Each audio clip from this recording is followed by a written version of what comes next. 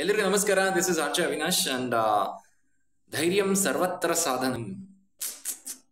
ಈ ಒಂದು ಟೈಟಲ್ ನೋಡಿದ್ರೆ ಸಿನಿಮಾದಲ್ಲಿ ಏನೋ ಭಾರಿ ಕಂಟೆಂಟ್ ಇದೆ ಅಂತ ನಾನು ಅನ್ಕೊಂಡಿದ್ದೆ. ಬಟ್ ಇತ್ತೀಚೆಗೆ ಈ ಸಿನಿಮಾ ಕಾಂಟ್ರವರ್ಸಿ ಆಗ್ತಾ ಇರೋದು ಎಲ್ಲೋ ಒಂದ್ ಕಡೆ ಮನ್ಸಿಗೆ ಬಹಳ ನೋವು ಜಾಸ್ತಿ ಆಗ್ತಿದೆ.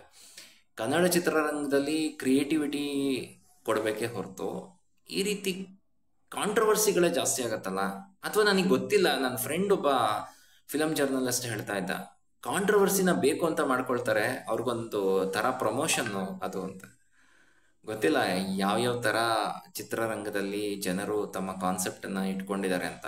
ಬಟ್ ನಾನು ನಿರ್ದೇಶಕರಿಗೆ ಒಂದು ಕಿವಿ ಮಾತು ಹೇಳೋದೇನೆಂದರೆ, ಸನಾತನ ಹಿಂದೂ ಧರ್ಮನ ದಯವಿಟ್ಟು ನಿಮ್ಮ ಸಿನಿಮಾಗಳಲ್ಲಿ ಟಾರ್ಗೆಟ್ ಮಾಡೋದನ್ನ ಫಸ್ಟ್ ಬಿಡಿ. ಅದು ತುಂಬ ತಪ್ಪಾಗತ್ತೆ.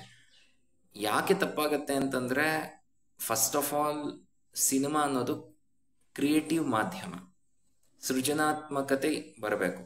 ನಾವು ಪಾಸಿಟಿವ್ ಎಲಿಮೆಂಟ್ಸ್ನ ಜಾಸ್ತಿ ತೊಗೊಂಬರ್ಬೇಕು. ಇವಾಗ ನೋಡಿ, ತಮಿಳಲ್ಲಿ, ಈಗ ತೆಲುಗುನಲ್ಲಿ ಮಗಧೀರ ಮಾಡಿದ್ರು, ಬಾಹುಬಲಿ ಮಾಡಿದ್ರು, ಎಂತೆಂಥ ಸಿನಿಮಾಗಳವೆಲ್ಲ. ತಮಿಳಲ್ಲಿ ಎಂಥ ಸಿನಿಮಾ ಮಾಡ್ತಾರೆ, ಮಲಯಾಳಮಲ್ಲಿ ಎಂತೆಂಥ ಸಿನಿಮಾ ಮಾಡ್ತಾರೆ. ಅವ್ರು ಯಾರು ಈ ಥರ ಯಾವುದೋ ಧರ್ಮನ ಟಾರ್ಗೆಟ್ ಮಾಡಿ ಕಾಂಟ್ರವರ್ಸಿ ಮಾಡೋದು ಆ ಥರ ಏನು ಮಾಡಲ್ಲ. ತುಂಬ ಚೆನ್ನಾಗಿರುತ್ತೆ, ಕಂಟೆಂಟ್ ಹಂಗಿರುತ್ತೆ.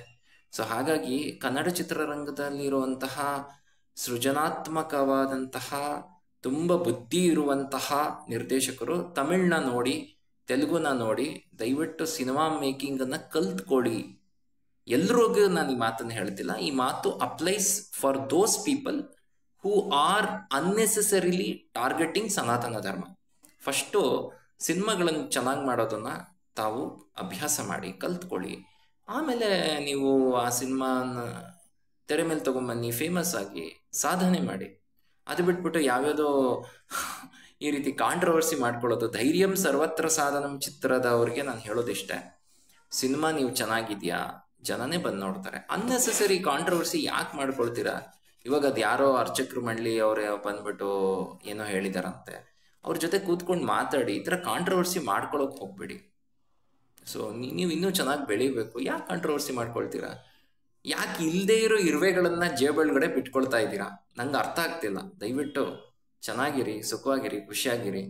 ಅದೇನಾದರೂ ಆಕ್ಷೇಪಾರ್ಹವಾದಂತಹ ವಿಚಾರಗಳು ನೀವು ಸಿನಿಮಾದಲ್ಲಿ ಇನ್ಕ್ಲೂಡ್ ಮಾಡಿದರೆ ದಯವಿಟ್ಟು ಅದನ್ನು ಡಿಲೀಟ್ ಮಾಡಿ ಫ್ರೆಶ್ ರಿಲೀಸ್ ಮಾಡಿಕೊಂಡು ಎಲ್ಲ ಜನಾಂಗದ ಜನತೆ ಎಲ್ಲರನ್ನು ಸಮಾನವಾಗಿ ತಗೊಂಡು ಹೋಗಿ. Thank you very much.